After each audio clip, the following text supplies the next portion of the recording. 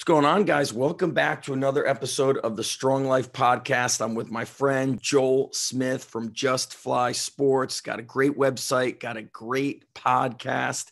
This is episode 253. And as I say, we're like 25% on the way to 1,000 episodes. I don't know what the actual goal is. So, Joel, welcome to the show, my man. Zach, thanks for having me. It's very good to just chat with you. I get inspired just, thinking about you with the recent move you've made and just the way you're so passionate. I honestly sometimes feel like there's not enough passionate and open-minded coaches out there. So I feel like when I listen to your podcast, you have such a varied guest and you take you do research about what you're learning from each coach. It just fires me up. So this is going to be a great episode, and we're going to get into it. I did a separate intro before this show. So right now you're in Ohio. You moved to Ohio a couple months ago, right? Yeah, July we drove out here from California, so it was quite the trip. Yeah, well, great timing. I think California and New Jersey has like the most people exiting the state.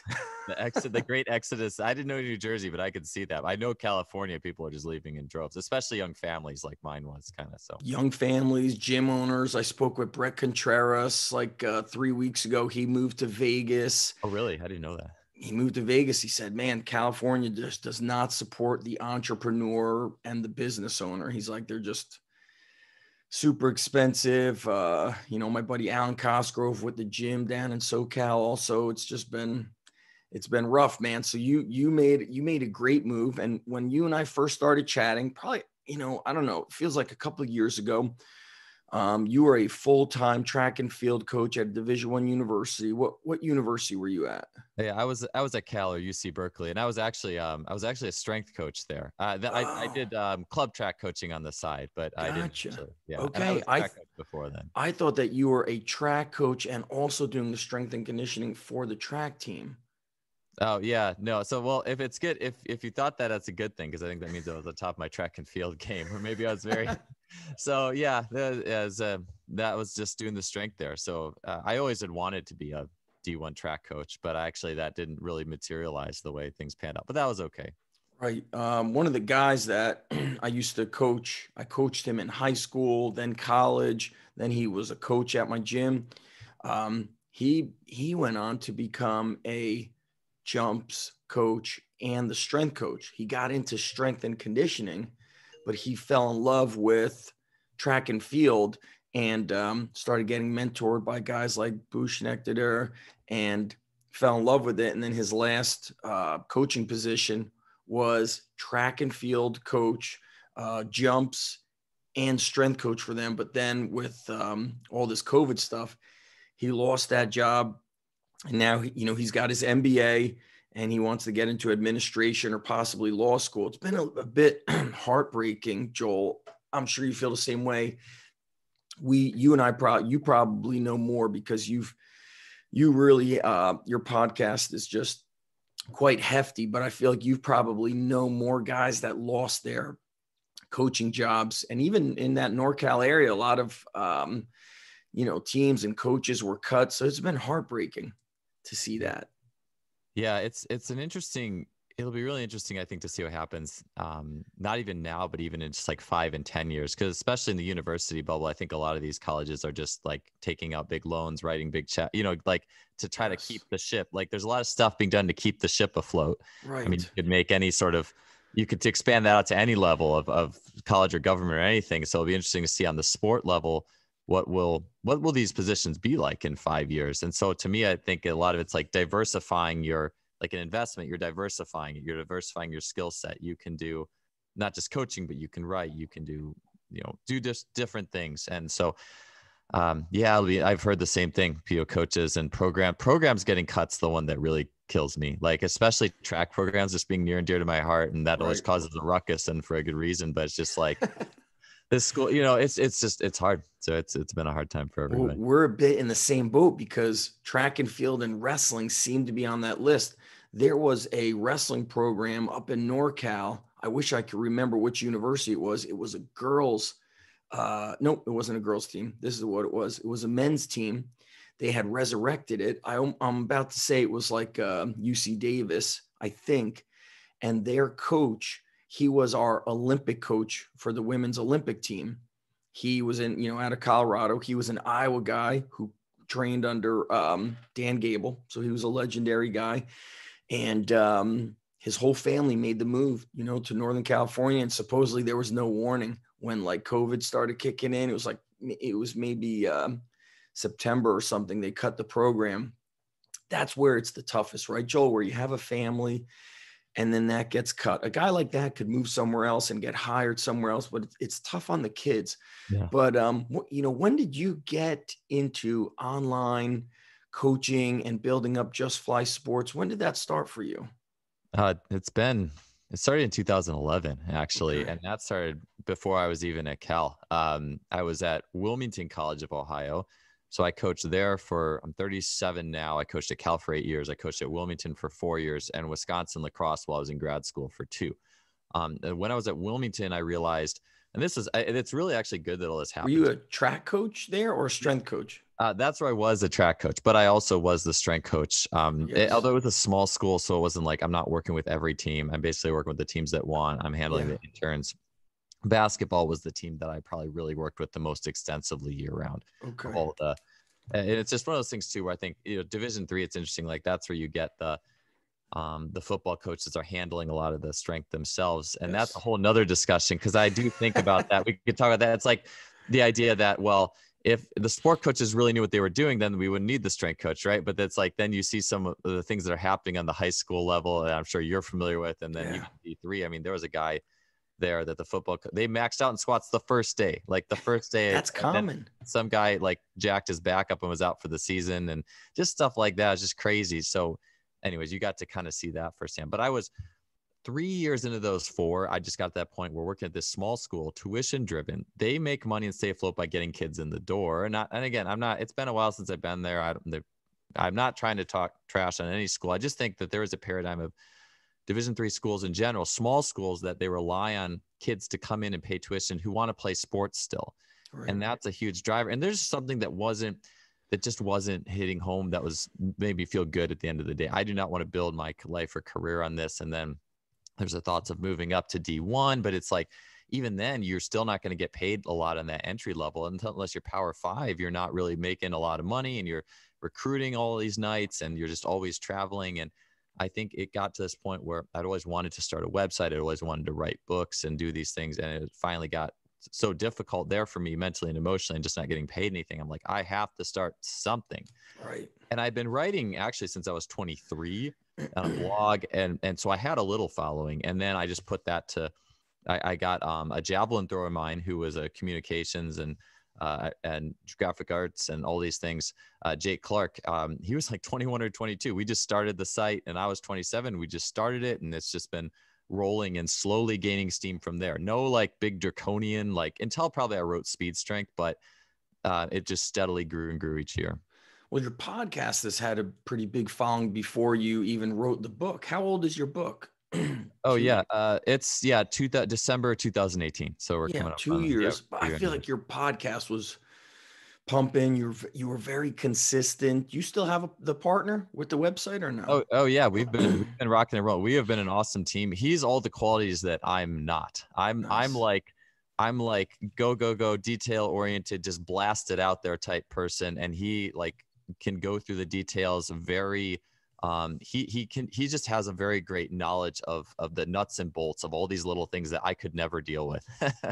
And so I think we just work really well together. And we've been rocking it for almost 10 years strong now. That's the best partners, really, is somebody who complements your work. If you partner up with somebody who's the same, you end up banging heads and it's actually not good. Where does Jake live?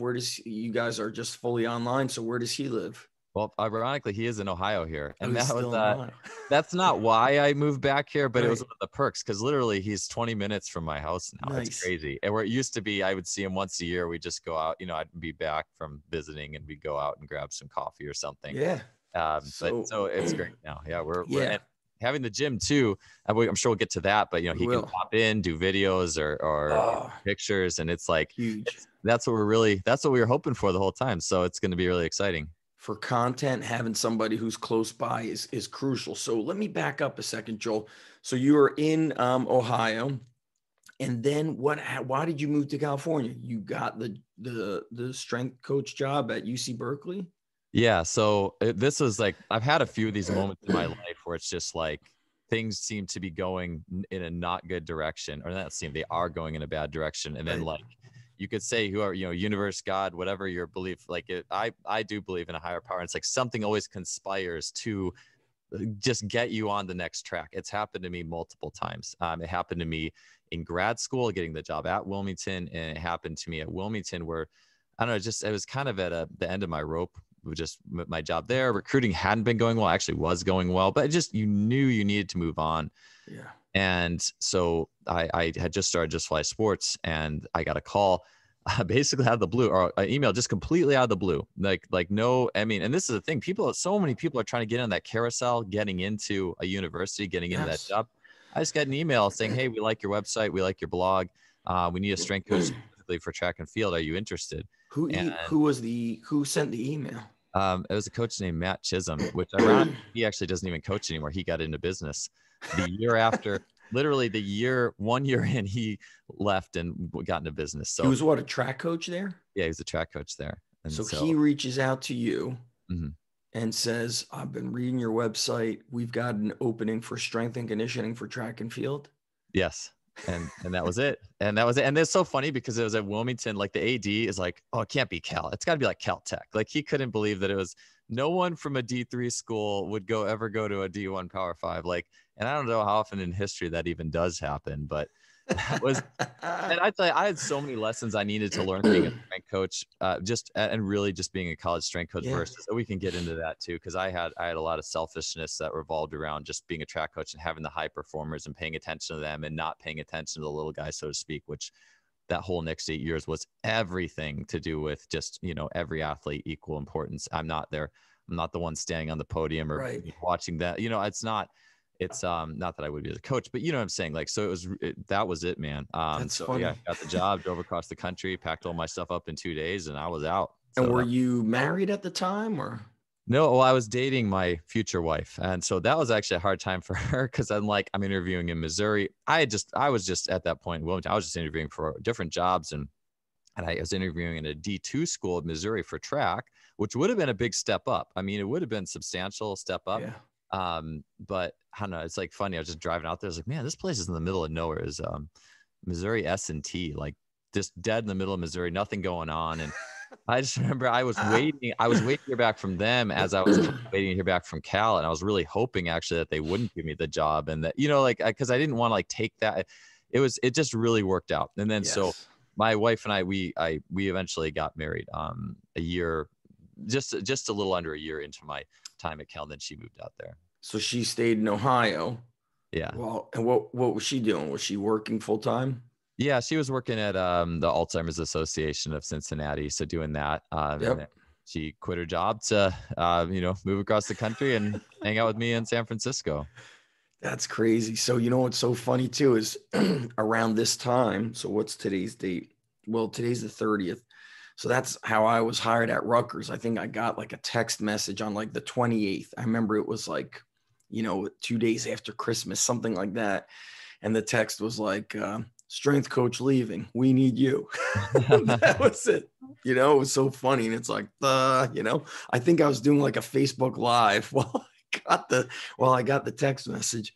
And that's interesting how this online presence is what really you don't know who's paying attention to you is really the thing. Gary Vaynerchuk said that 10 plus years ago. He's like, you might get 7 likes on your Instagram or whatever. He's like, but that one like might be the president of a company. You don't know. He's like, once you have one follower or one viewer, he's like, that's when it counts. He's like, one person. He's like, don't think it's not important until 1,000 or 2,000. Then you get so caught up in the numbers. And it's interesting to hear him, he's so big, but he gives such a level-headed, concrete, kind of like blue collar advice of like, yeah, everything's important. Pick up that little piece of trash or, off the ground. That's important. So, you spent how many years at Cal? 8 years? That's right. Yeah. 8 years. And then what was the move back to Ohio for? We had this conversation when you were kind of planning how to train people either out of your house or how to kind of leverage local Oh, yeah. facilities. Was it your wife got a new job or you guys wanted to be closer to family? What was the move for? Yeah. So, I mean, that's a good question because I do think it is. I'd be interested to see like I think because a lot of times once you have that university job, it's like, oh, yeah, I made it. I got a salary and health insurance and just. Yeah.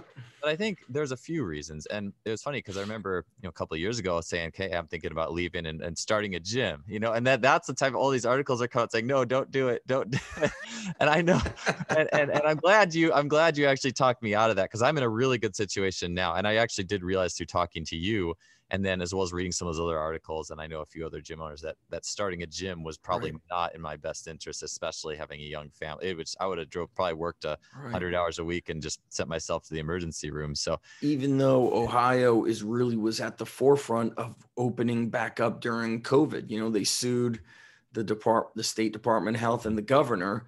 So you had essentially an advantage. But yeah, I think when you're at your level with the online and the ability to be kind of mobile and flexible in business, it wouldn't have worked best for you. No, and that's where, yeah. So I moved back as well. One of the things is honestly just being a coach, I think at the university level, like the private sector, I think is a little different. You're seeing some different types of athlete, different ages. Yep. And for me, my day-to-day job, it's the same athletes, same ages, same teams, same sport. And then too, I was just talking with another coach about this, I believe, or at least listening to it. It's like at the university level, your main job is honestly at the end of the day, it's not even about any number or any like thing you're like you can put a number on, you're getting out of the weight room. Is your sport coach happy? Is your sport coach happy with you? And it's like, do you really, I don't know, for me personally, realizing that it's like, I don't want my whole like defining career to be, did I make my sport coaches happy? Now, I mean, I've learned a ton from some of those coaches at Cal, and specifically going as a track coach for track. I was thinking when I went there, I was like, oh, I'm going to learn from these D1 track coaches and it's going to be so great. And then I'm kind of like, actually, these D1 track coaches are pretty much like any coach, D3, D1. It doesn't matter. It's not like there's nothing special because you became a D1 coach. And then, but shortly thereafter, I got into swimming and I had an opportunity to work with the swim teams there, and which was that was what I needed. Like, because you have to get outside the bubble of track or even strength and conditioning, get into something else. Hey, how are these swimmers training? What kind of workouts are their coaches writing? How are they coaching their technique? How do they plan the year? And you learn from a different sport. And I had so many things that I was able to port over to my hats as a strength coach and a track coach just by working with these elite swim coaches and then elite swimmers too. I mean, to see how the mind of an athlete who's been a gold medalist or has won multiple gold medals in the Olympics, how do they go day to day? You talk to and you befriend, but you also get to kind of study these people and you see how they are different, just not even physically, but everything compared to the person who's swimming, Swimming has been one of the most unique group of athletes that I've been able to work with. But I'd just love to hear, what were some of your big takeaways, big aha moments, either from the coach or just watching them train? The volume of work they do is tremendous. It is. And well, that's the thing. The cool thing is I worked with two pretty progressive coaches. If you branded like all these schools, like Florida, Texas, Cal was the low volume school relative. I mean, it wasn't like they didn't just swim for 30 minutes and get out. I mean, they had some tough workouts, but compared to some of the other schools, they swam less. They were more about the quality of, and the coaches were super creative, like the ways that they would put the sets together.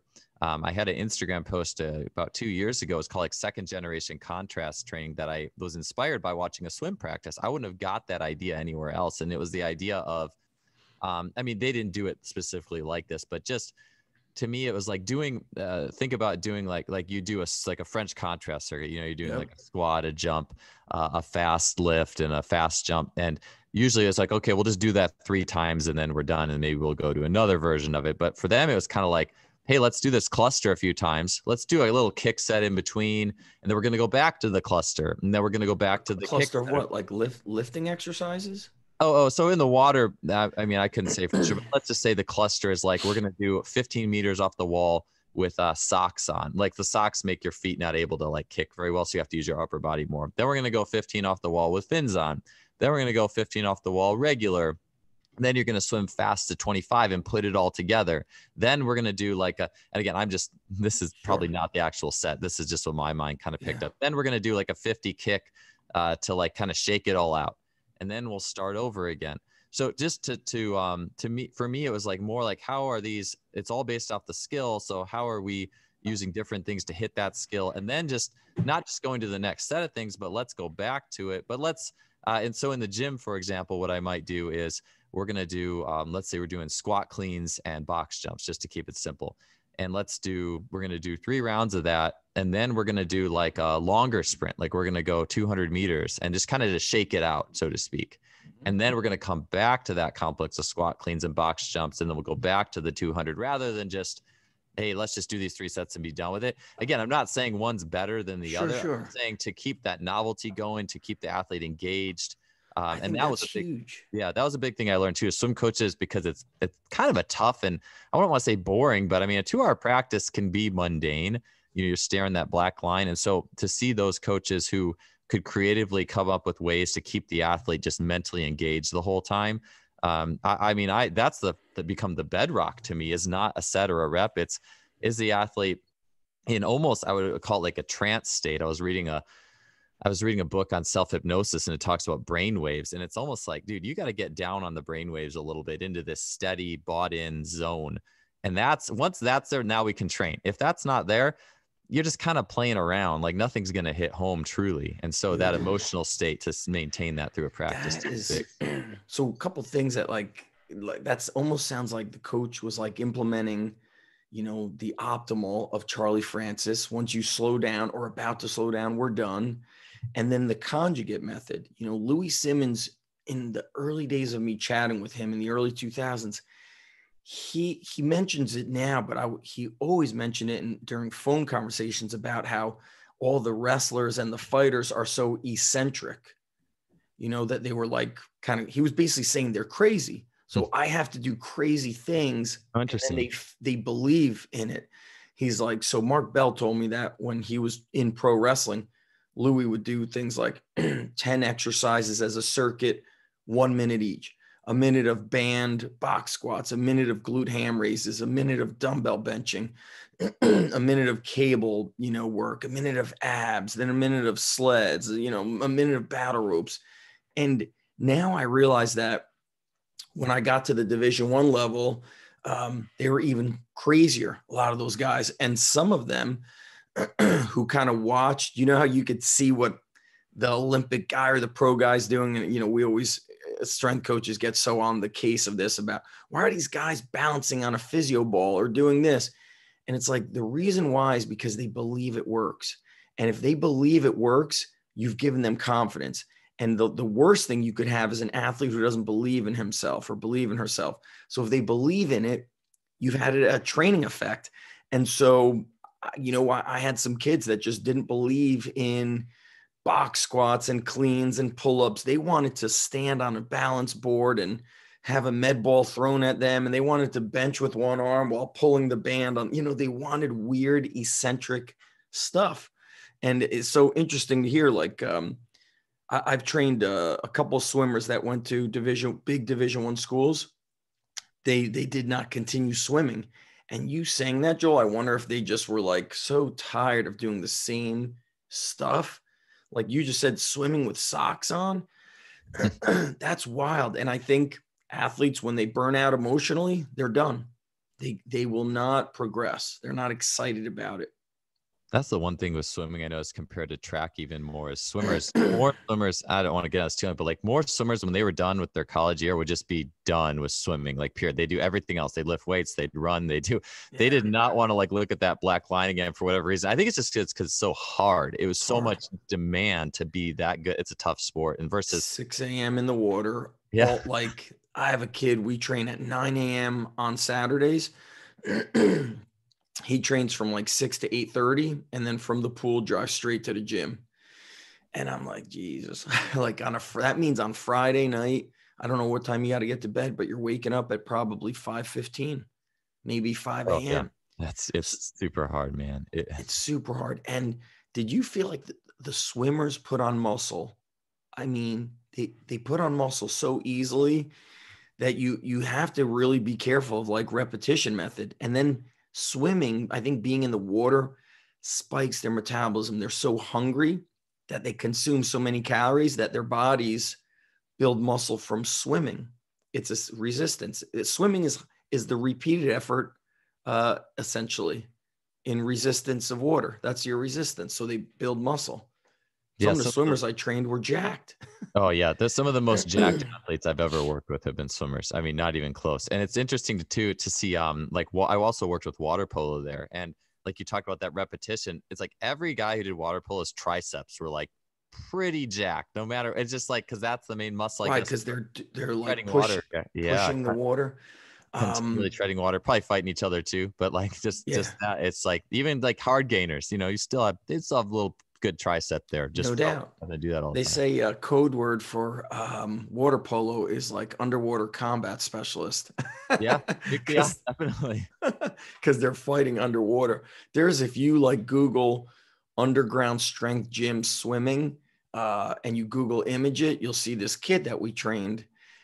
He was getting so big, like it was 3 days a week training. I said, dude, like you're actually like looking like a bodybuilder. We're gonna go to twice a week training. He couldn't stop growing. He went to once a week.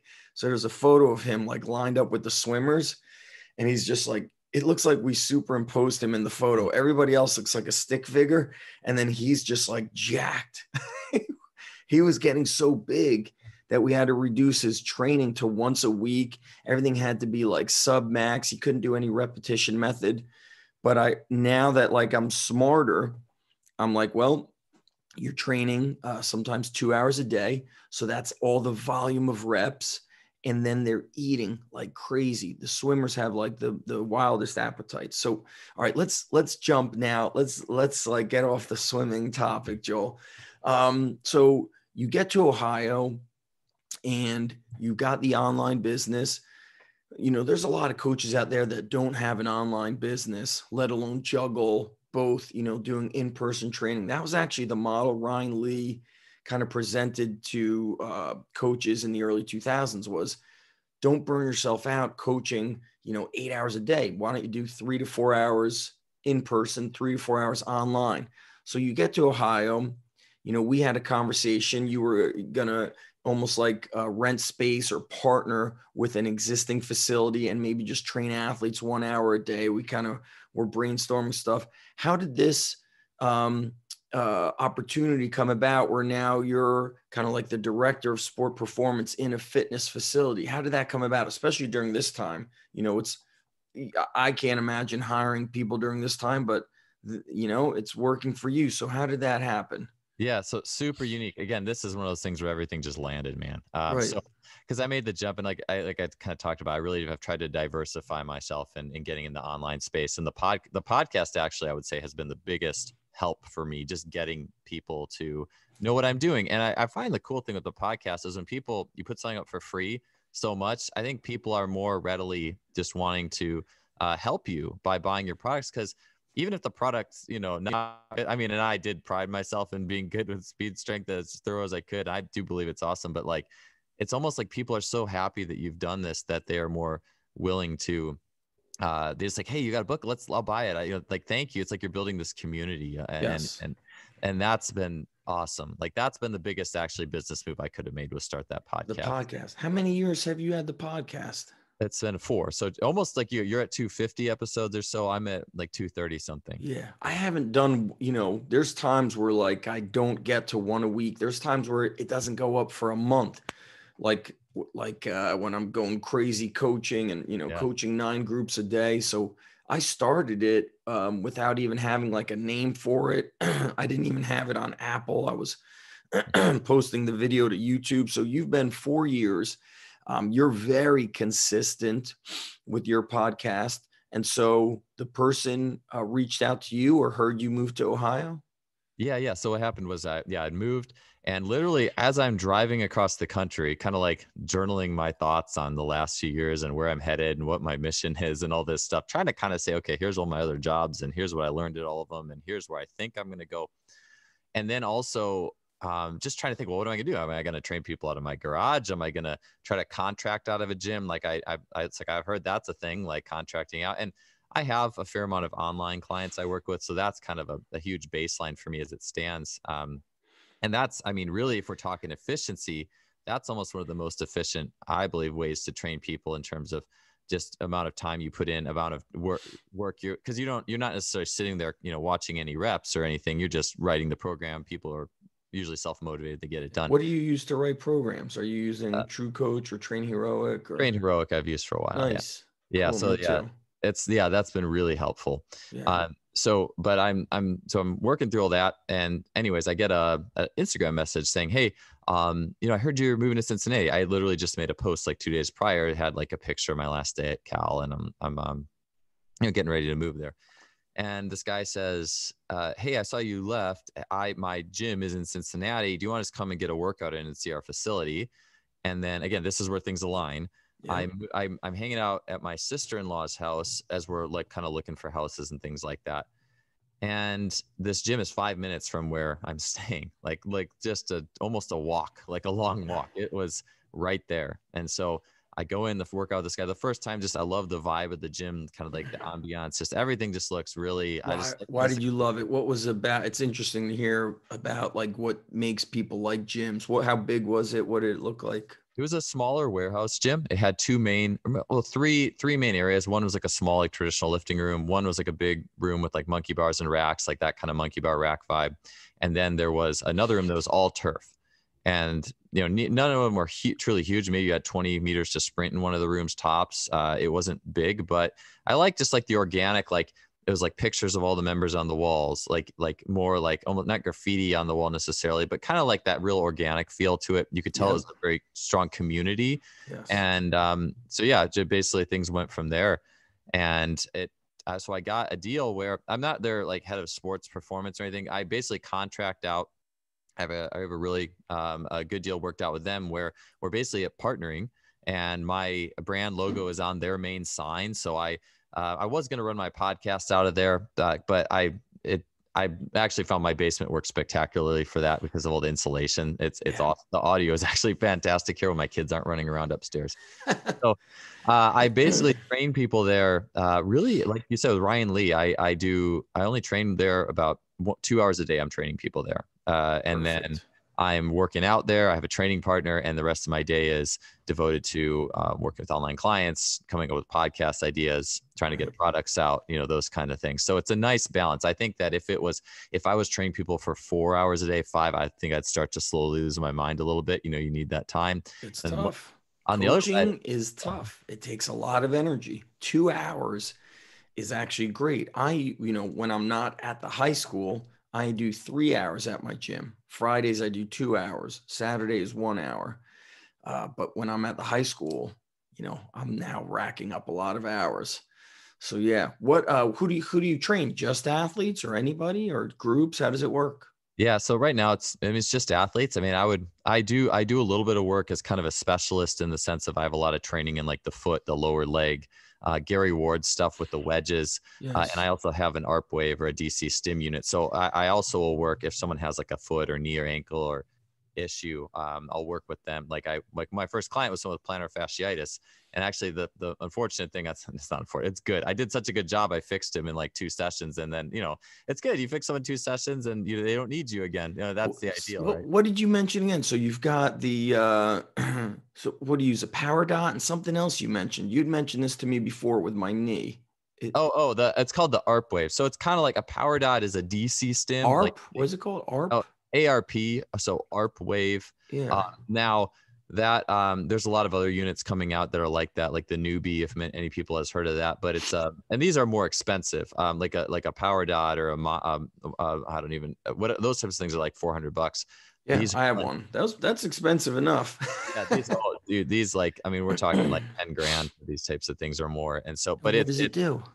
So the simplest way I can explain it is like if you have a power dot and you turn that thing all the way up, your muscles are going to just like, you know, like it's like they go tetanic. They just cramp, they kind of cramp. It's like a controlled cramp, or uncontrolled if you just keep pushing it up. Right. The DC stim works differently because it kind of flows. The DC flows more through your muscles, and instead of kind of getting trapped in them where they just contract. So it can be a free flowing current through the body where you actually can move with the current. So if I put it on my, let's say I have a bicep tendonitis or well, I'll just say this. When I got to Ohio from California after 2 weeks in a car, I couldn't even run up a hill. My left upper hamstring was so jacked up just from sitting there. And literally, I put that thing on for 5 minutes. I just do some like a lunge matrix basically with it on, like attached to my heel and my upper hamstring about where it hurt. Just go through some lunge matrices with it on. And literally within 5 minutes, I went back out and I sprinted full speed with zero. You have video of you using it?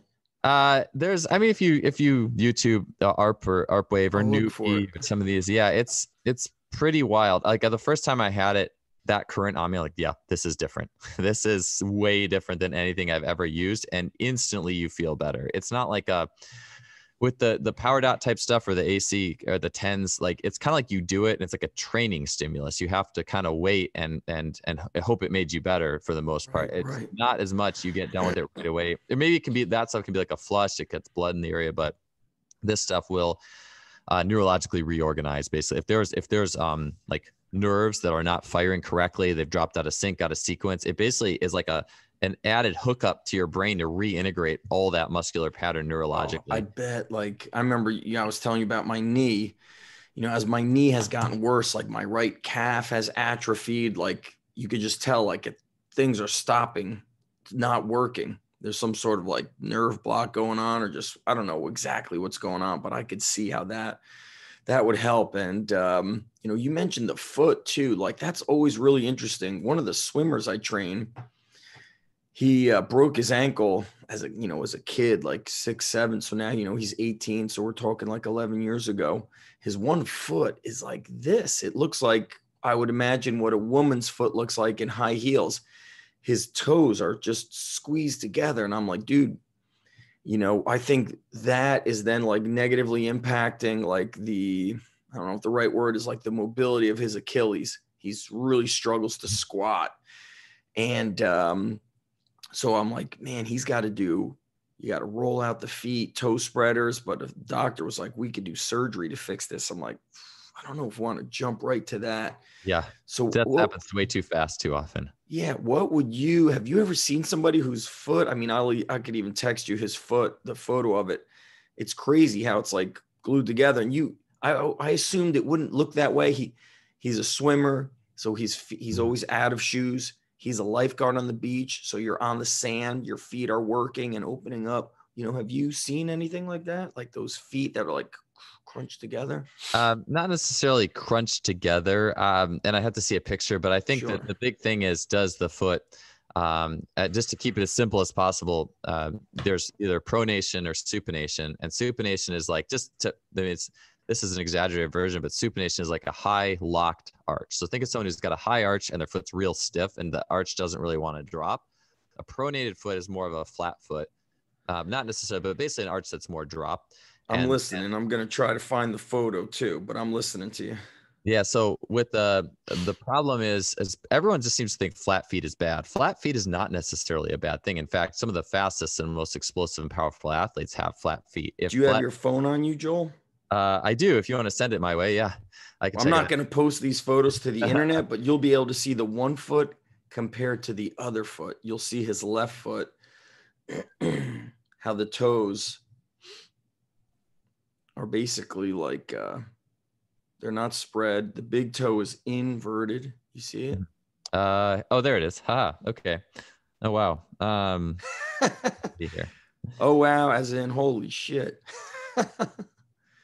Yeah. So yeah, it looks like he probably doesn't have a lot of big toe mobility because the big toe's pointed. Right. So he's not going to be rolling off of it very well. Correct. They say if you have like, I've heard of these stories of like the men that like, do these like, climbs or these treks in Alaska and then they get frostbite. If you don't have your big toe, you essentially can't run. Yeah, it'd be interesting to see. I've heard that. It'd be really interesting to see what would happen there because it is interesting. I have, this is a little bit of a a different, like, but like all the little toes, if those are actually gripping too hard, like that's not a good thing. That actually keeps the arches of the foot, the deeper arches, from activating. The big toe is kind of the interesting one because it's way stronger than the other ones, but it's still not strong enough to really push off of. Like it's kind of like the base lever. Anyways, so that guy looks like if the big toe is really pointed inwards, obviously in video you can see this, but if it folds in towards the other toes, there's probably like a mobility problem somewhere else in the foot. That's what David Gray has taught me. So if you see something travels up, right? It's like his foot, his Achilles and ankle are so tight. Yeah. And so a lot of Achilles problems are actually, people will like, Achilles is a passion of mine in the sense of fixing it, because like the knee, we tend to be very reductionist. Oh, it's just a tendon. Oh, just strengthen your VMO. Here's some tendon stuff. Right. Well, I want to know what's causing it in the first place. It's not like your VMO just magically decided to shut down. Like that's the thing that cracks me up sometimes. Like, no, there's a biomechanical reason that's not activating. And so with the Achilles, when the foot and ankle are not mobile, especially that calcaneus heel bone isn't moving around properly, then your Achilles is just going to it's at the mercy. It's kind of like riding a car without a shock absorber. That calcaneus heel bone moving around is the shock absorber, and for even the knee too. If that thing ain't moving, that Achilles is just like getting the raw force, bam, bam, bam. So right. that stuff all makes a big impact. Kelly Starrett, he says it pretty simply, like if you have an injured area, you look above and below it, it gets impacted. Things above it and below it are getting impacted. Or, if my right knee is messed up, what was it? Because of my ankle mobility is not bad, but maybe my hip mobility is poor. Let's get into that a little bit, because now you're working with, I'm assuming, a younger population than when you were with the colleges. I talk about this a lot with the guests, Joel, about how I've watched through the years, and you probably saw it from year 1 to year 8 at Cal, this kind of like decline in movement proficiency. Like you can't squat all the way down. Like what is that shit? Like you're a 18-year-old or you're a 15-year-old and you can't squat all the way down. So what have you seen now that you're working with high school kids again? Anything kind of like, whoa, that doesn't look right? Yeah, well, I'll tell you what the interesting thing is, that this is where I've gone is, well, one, yeah, like I come being here now, I get a lot of kids who have been actually through a lot of strength and conditioning work. And I think that a lot of them are coming to me because they've seen, and maybe we can talk about this too, where they aren't seeing the speed increases they want. They aren't seeing the jump increases. Let's get into this. And that's interesting also, Joel. I forgot to really say this for people that don't know, is Ohio is almost like a mecca of strength and conditioning. It has been, there's a lot of strength and conditioning facilities everywhere, but Ohio has been at the forefront, not just because of Louis with Westside Barbell, but there was a lot of kind of guys in the 70s with powerlifting, then starting powerlifting gyms. Then those powerlifters opened strength and conditioning facilities. So we're gonna kind of, let's transition into this discussion of you're getting stronger, but you're not faster, you're not more athletic. You're squatting and deadlifting and benching more, but not really a sport transfer. So yeah, let's get into kind of the things you've seen change and then why kids came to you. Yeah. So yeah, that's been a big thing for me. And so one of the things that I'll see instantly, and to me, in my own podcast, I've learned so much through some of the guests that have been particularly memorable in this realm have been people like Ty Terrell, who worked at Mike Robertson's iFast for a while. He's with the Atlanta Hawks now. He's studied under Bill Hartman. So like just good like biomechanical knowledge and background. So him, and then he's probably the most memorable. So because one thing he had said is basically, can you squat in a phone booth? Meaning when people are taught to squat, and you can see this with literally, like I think almost every kid I get who comes in, I ask them to squat, and what do I see? It's just shoot hips straight back, shins stay pretty vertical.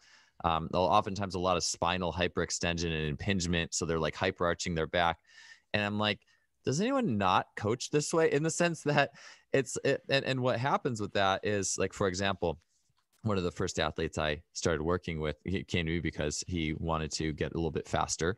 He was a senior in high school, had been doing, pretty strong kid, like What very sports was football lineman, okay. Actually.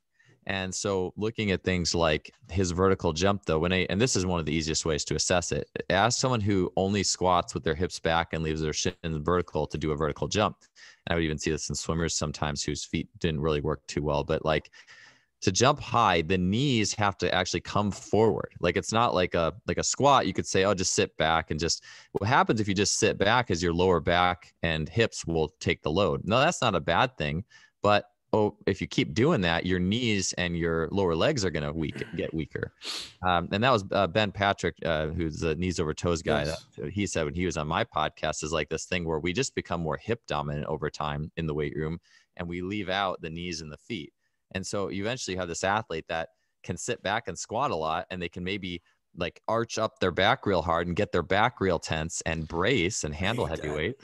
But what's going to happen when you sprint? What's going to happen when you jump? What's going to happen when you have to cut and move and be an athlete? And it's a point where your low back basically turned into your glutes, because that's now the bracing focal point. And so, but it's really, athleticism is ground up. It's feet feed forward upwards. You have to get the sensory information from your feet. It travels up the kinetic chain. And when we just hinge everything, we kind of cut that in half. We don't really let things travel from the feet up. And so one of the first things I do is I say, hey, I just want you to squat. Just grab a kettlebell, a dumbbell. Just show me a few squats. I'm not going to give you any instructions. And almost without fail, you get athletes who are just sitting back and impinging. And so one of the first things that we do to try to remedy that. Impinging what, like the lower back, you're saying? Yeah, where they're just, they're making the squat more of a hinge, where it's just a pure sit back, almost like think of like a low bar back squat Right. type. Chest is dropping, butt can't get down. Is that what time means? Like if you're in a phone booth, you just have to plop down. But if you're sitting back, you're not going to be able to get down. Right. Well, if you sit back, you don't it's like you're cutting off the body at the hips from like just think the quads, the knee joint, and even the calves and feet. If I'm just going straight down at the point where my knees are going forward, my shin angle and my torso angle is about the same, then force is evenly distributed.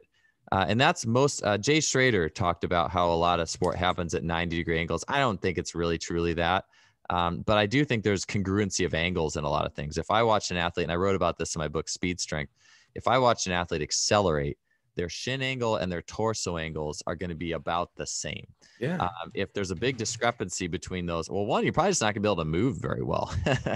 I don't even know if you really could accelerate truly well without a fairly congruent torso and shin angle. It would look odd. I mean, you could in a sports situation where you have to be upright for sure, but it's not. But if you want to get there fast and are running a longer distance, it's very difficult. So that being said, if I can squat and push my knees forward a little bit more and keep a somewhat vertical torso, I'm going to have be a lot more connected from my feet to my knees to my hips. Everything is sharing the load fairly equally. So let's just say I'm at a 2.5 rating from my feet are carrying 2.5 points. My knees are 2.5 points. My glutes are 2.5 points, and my back is 2.5 points. As soon as I just sit back, like just sit my butt way back and my shins are vertical, now your feet might be a 0.5 point. Your knees are a 0.5 point. Your glutes are now up to 4 and your back is a 5. You know what I'm saying? And so now that's the layout of the load. And now, again, it's good to get your glutes and back stronger, but we're also talking that these patterns are going to creep in where it's not just the muscles. It's you're teaching your body a pattern under a really intense stimuli, and that's going to stick with the body. Again, you know what, though? I'll say this. The body isn't dumb. The brain isn't dumb. There's going to be athletes who are going to be able to lift like that and do that all the time and then go play their sport and they'll get out of it. They'll just snap out of that motor pattern and they'll sprint and they'll jump and they're fine. And that's where yeah. So if they play enough sports, if they're active enough outside the weight room, or if I hate using the word strength and conditioning or strength coach. I just feel like it's so in its own box, but I feel like if you do legit performance work, then you could box squat and you could say squat or, switch to front squats and get the hips and knees and ankles moving differently. You got to get kids running and jumping, so you're seeing these kids that are squatting really weird. You have a kid who was a football player. He's a lineman, right? So how heavy was that kid? I mean, yeah, he was a little bit light, like 240, he was a faster guy naturally. Like he had some good speed to him. Okay. So, but I mean, his vertical jump wasn't very good. Like here's a What was guy his who, vertical jump? Because I just got the Just Jump map, by the way, and I test them on Mondays. oh, there you go. Yep, and it's been interesting. I'm going to let you, I want to hear kind of like your feedback on this first. So what was his vertical in the Yeah, beginning? so a guy who's squatting about 400, and then for like a good parallel squat 400, vertical probably. We didn't use a Just Jump. We use like a Vertex tester, and Vertex will test a couple inches lower than a Just Jump. But for all intents and purposes, let's say he was about a 26 on that. What's a Vertex is, The thing where you hit and the oh bar yeah. overhead. Yeah. Which one's more accurate? Um, I would say okay. So if you land a Just Jump correctly, meaning you don't cheat it, I think we chatted about that. Like the Yeah, kids pull their feet up. correct. Well, and I'll say this: the Just Jump compared to some others, they said its consistency isn't great, but I've tested it right alongside, and it's not bad. If you don't cheat the landing, you're going to get a pretty good result. So a Vertex, you could kind of cheat because if you have to measure their reach against the wall, and people could like cheat their reach, they could like not fully Yeah, extend. like in the combine, they could pull Oh, their shoulder down, but most kids don't know anything about that stuff. yeah. So if they're not cheating, the Vertex is probably a little better. There is some talent that is involved in reaching and touching overhead. Some people are just bad at that. I've had a lot of swimmers who are just not great at that because they've never done it very well. They've never done any, like, dude, Yeah. I'm sometimes just mind blown at how these kids move. And then I get mad at myself. I'm like, man, we're jumping, we're running, we're playing, football as a warm up, and this kid still like moves weird.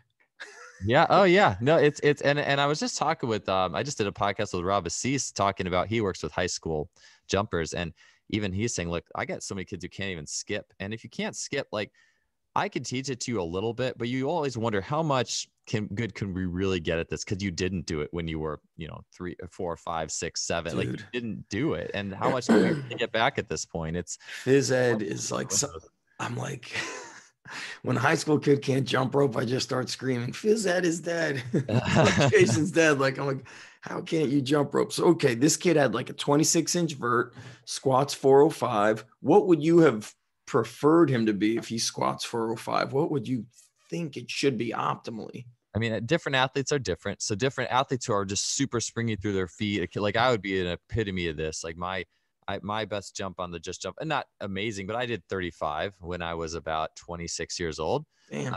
And that was deep squatting. I don't know, maybe like 325, like at about $185. Yeah. So that's not great. What's that 1 I mean, that's And this kid's 240. That's not, he weighs 240. That's yeah, not bad. yeah, squatting. So his squat to body weight, I think was almost better. That's pretty good. It's close to what mine was, right? But like if you look at the jump, what I see, I look at what's happening in the vertical, and what you need to see is the athlete will drop down, and the hips will go back when you drop down into a vertical. They should. But what needs to happen is as you start to reverse that jump out of the bottom, the heels need to start to come up. So the athlete needs to start to get onto the balls of the feet as they start to reverse it. And that needs to correspond with the knees actually coming forward, like over the toes. And if someone's been coached to not put knees ever over the toes, always squat, sit back, you ask them to do a vertical. And you don't coach the feet at all in their squat, or you don't have to coach the feet. Even coach the feet in the squat. Oh yeah. So basically if someone's like I was just about to say, you don't have to coach the feet, but if someone doesn't have what I would call good arches, meaning they have no idea how to let tension happen in the foot. Maybe their feet just kind of like passively kind of float. So what I mean by tension is you should feel a tripod, you should feel the heel, you should feel the ball of the pinky, the ball of the big toe. And you ideally shouldn't be gripping your toes down. You should be having most of the tension be like really power in that area. And so if you can just at least have a athlete aware with how to activate the 3 arches. So meaning as long as I have pressure here and the middle of the foot, the transverse arch, if I look at my toes head on, the middle toe is kind of, if you're watching the video, this is really easy to see, but like the middle toes are kind of forming a dome between the ball, the pinky, and the ball, the big. There's a little dome that's forming up. If you can have those arches active, basically meaning all 3 points are solid, and then there's like some tension running through that sole of the foot area, and you're not gripping your toes, then you should be having the 3 arches active. If the arches are active, squat away. If you have not active arches, which usually you'll see like a collapsed foot. If I'm looking at the foot from the top, you tend to see it flatter. I could even look at the picture you sent me, like that what it kind of looked like is just kind of a flat, more dead type foot. And you're squatting on that. You're squatting on a flat tire.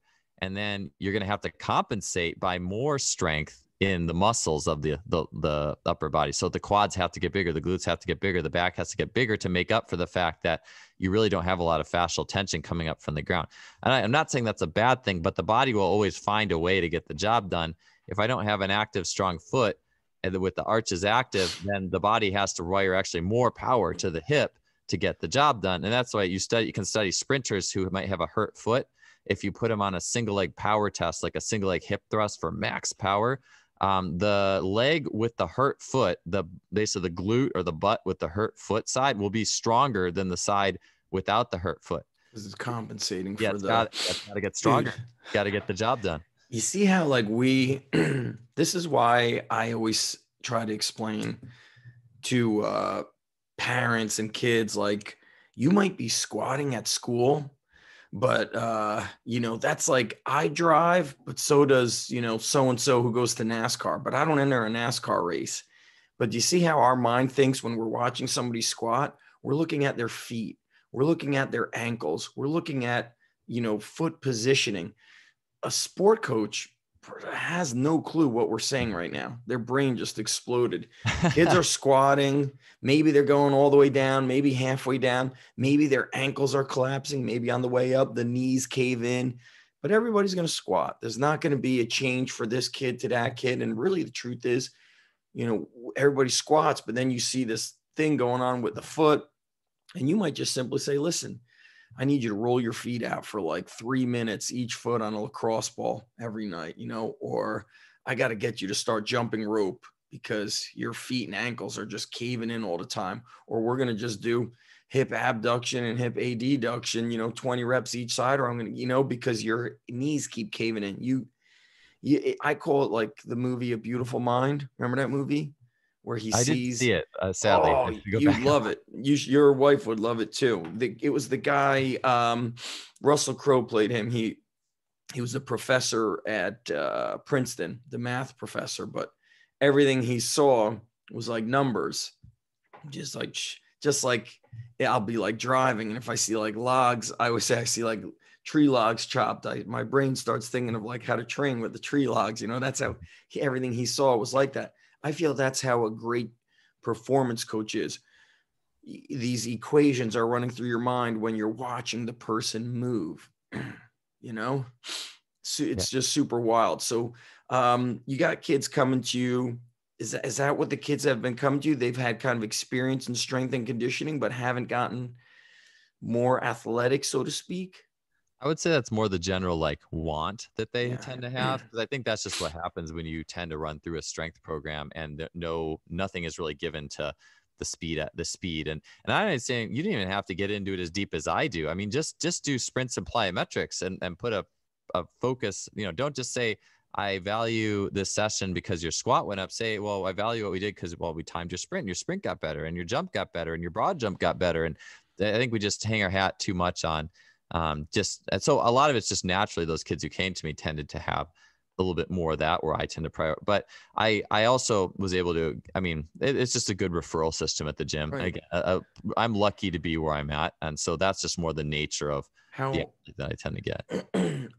With the high school kids who are in off season right now, how often are you doing sprints with them in that turf area? Yeah. Let's say you train them 3 days a week. Do they sprint during the once the warm up is done? What does it look like? Yeah. So I want to sprint about twice a week. And that's so ideal. If I'm getting a kid 5 times a week, my ideal for them is, and again, someone who's doesn't have another strength program. There's a lot of ways to run. This is just one of my all-time favorites. And I won't run it this all year because it's actually so potent that you need to actually spend periods away from doing something like this. So there's the high low where you do like 3 days intense and 2 or 3 days easy, depending on your schedule. But I like to do Monday and Thursday, we sprint and do like fast cleans and everything explosive basically. And then, another thing on that day is a lot of perception, action, reaction stuff. So like what? So like you could set up, and it could be as simple as just playing like half court soccer on the indoor pitch, like just stuff, games where you have to react. Like, Okay. and Lee Taft says if you don't play soccer, he loves using soccer as a game. Like if you do basketball or football, like I playing. know Lee is big with all the tennis training, and I'm just going to throw this in there. My daughter, a lot of her tennis coaches are Russian, and they always warm them up playing, not always, they do a lot of soccer on the half court of tennis with a little soccer ball. That's awesome. The kids don't even realize why they're doing that, but as us knowing how the Russians were trained to be multi-sport athletes, you always saw them being very adept at other sports, and soccer was always big for many other sports. You know, even the wrestlers played soccer. That's awesome. I know. So, all right. So go ahead. So you have Monday, Thursday, sprinting, explosive day, reactive day. Are you doing an hour of training, or do you do an hour and a half? What's a training time? Hour to an hour 10. Hour to an hour 10. Okay. It just depends. So in that hour 10, usually it'll go longer. For example, like we'll do some sort of like, so ideally a perception game. If I have enough kids and athletes, again, I'm just kind of getting started. So sometimes I don't. So, and that's why I'm like a group training person in the sense of I love to construct games that get everyone involved in the beginning. There's a different rule. There's some novelty to the game. Yep. I would do all the time. Like with swimmers, I invented a version of basketball that was like, because swimmers aren't good at dribbling and shooting all the time, we played, but you couldn't dribble. You could only throw and pass like ultimate frisbee, and you didn't even have to hit the rim. Just hit the backboard. If you hit the rim, you got like 2 points. Yeah, so it's just like guys chucking it at the backboard, and they were having a blast. Like they would ask to play that game, right? And so just like something that's gonna get all systems running, visual. Like that day, I like that for that day. Anyways, then we'll do some sort of sprint, some sort of fast Olympic lift where you tend to not catch it in a deep squat, like a high pull or something that's like you could do a squat jump, just all the things that are like a speed and a high magnitude with the posterior chain.